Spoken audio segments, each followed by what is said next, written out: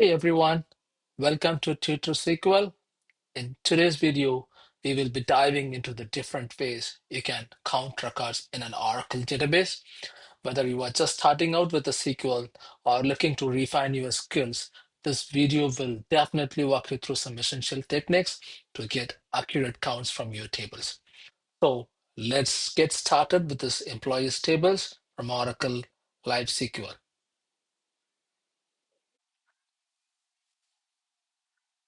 The most straightforward way to count records in a table by using the count star function, right? This method counts every row in a table, including those with null values. That's very important.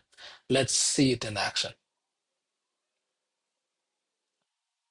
So this query will return the total number of rows from the employees table. It's as simple as that. Now, what if you want to count only the non-null values in a specific column, right? So you can do that using count that specific column name in the brackets. So here the query that counts the number of rows where the salary column is not null. It's a handy way to exclude the missing data from your accounts. Next up, let's look at how to count the the unique values in a column, right? So if you want to know how many unique department IDs exist in the employees table, for example, you can use count distinct that specific column name. In this case, it's department underscore ID from the employees table.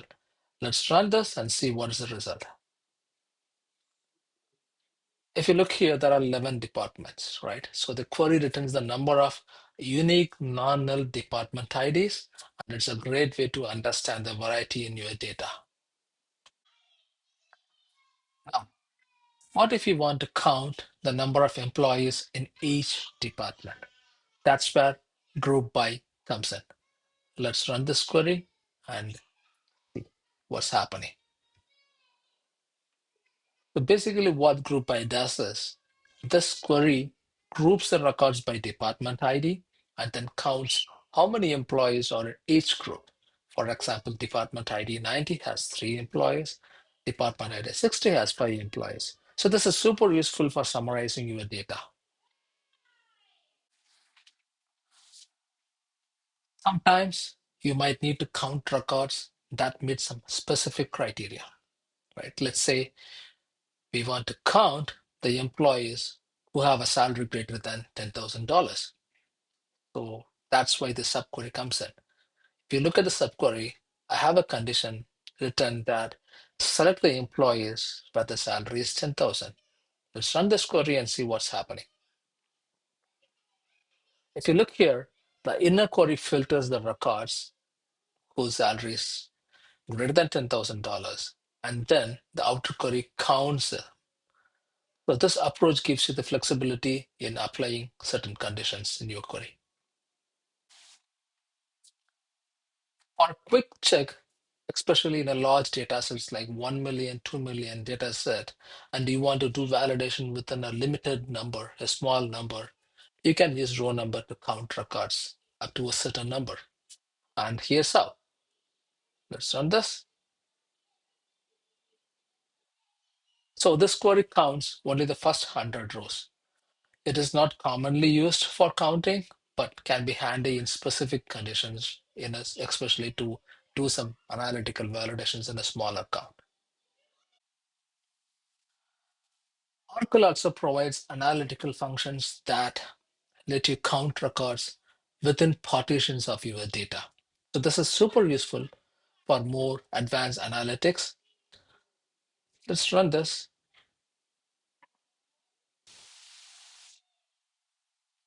So this query gives you a running count of employees within each department as a partition.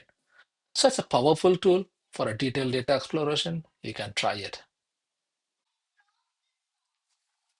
Final one, if you need to count records in a more complex or an iterative process, you can use PL SQL, right? Let's take a quick look here. So this block of PL SQL counts the records and stores into a variable. In this case, it's vcount, right? Which can then further be used into your processing. Let's run this.